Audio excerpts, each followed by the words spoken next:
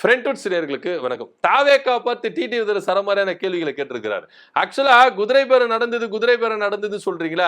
திமுக குதிரை பேரம் நடந்துச்சு, தாவேக்கா குதிரை பேரம் நடந்துச்சுன்னு நீங்க சொல்றீங்களா? அப்படி பார்த்தா விஜய் அவர்களே டைரக்டா குதிரை பேரத்துல தான் ஈடுபட்டிருக்கிறாரு. அதுக்கு சாட்சி வைகோ அவர்கள் அப்படின்னு சொல்லிட்டு ஒரு குண்ட தூக்கி போட்டிருக்கிறார். என்ன அப்படின்னா சமீபத்துல வைகோ அவர்கள் தாவேக்காவில் இணைய போறதா பேச்சுகள் வந்து பொதுக்குழுல அதை பத்தி தீர்மானங்களை நிறைவேற்றினாங்க. அந்த பொதுக்குழுல விஜய் அவர்களை நான் 1 மணி நேரம் சந்திச்சேன்.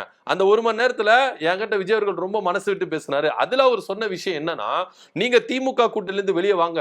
உங்க எம்எல்ஏக்களை ராஜினாமா பண்ண வைங்க. அந்த 2 தொகுதியில நான் உங்களை நிக்க வைக்கிறேன், ஜெயிக்க வைக்கிறேன். நானே வந்து என்ன பண்றேன், பிரச்சாரம் பண்ணி ஜெயிக்க வைக்கிறேன் அப்படின்னு எனக்கு ஒரு உத்தரவாதம் கொடுத்தாரு விஜய் அவர்கள் அப்படின்னு வைகோ அவர்கள் சொன்னார்.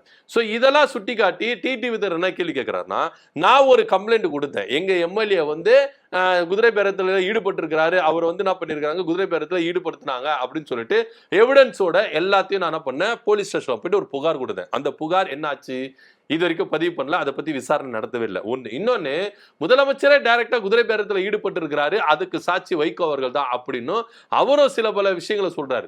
சோ இது எல்லாத்தையுமே யோசிச்சு வச்சு பார்த்தோம்னா தாவேக்கா குதிரை பேரத்துல ஈடுபட்டு இருக்குது அப்படின்னு கூட நம்மளால இருந்திருக்குமோ அப்படின்னு யூகிக்க நம்மளால முடியுது. சோ அப்படியெல்லாம் இருக்கும் பொழுது இன்னைக்கு திமுக மேல 19 இவங்க குதிரை பேரத்துல ஈடுபட்டாங்க. அதாவது விசாரணை போயிட்டு இருக்கு.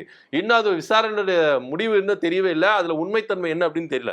உடனே திமுக செந்தில் பாலாஜி அப்படி இப்படின்னு சொல்லிட்டு என்ன பண்றாங்க, ஒரு நெரேட்டிவ் செட் பண்ணி திமுக மேல ஒரு குதிரை பேர சாயத்தை பூச பாக்குறாங்க தாவேக்கா அப்படின்னு தான் பாத்துக்கணும். சோ எப்படி இருந்தாலும் டிடி தினரின் கேள்விக்கு தாவேக்கா தரப்புல இருந்து பதில் கிடைக்குமா கிடைக்காதா அப்படின்னு எதிர்பார்த்து தான் இருக்கணும். இதை பத்தியோட கருத்து அப்படி கீழே கமெண்ட் பண்ணுங்க. நன்றி, வணக்கம்.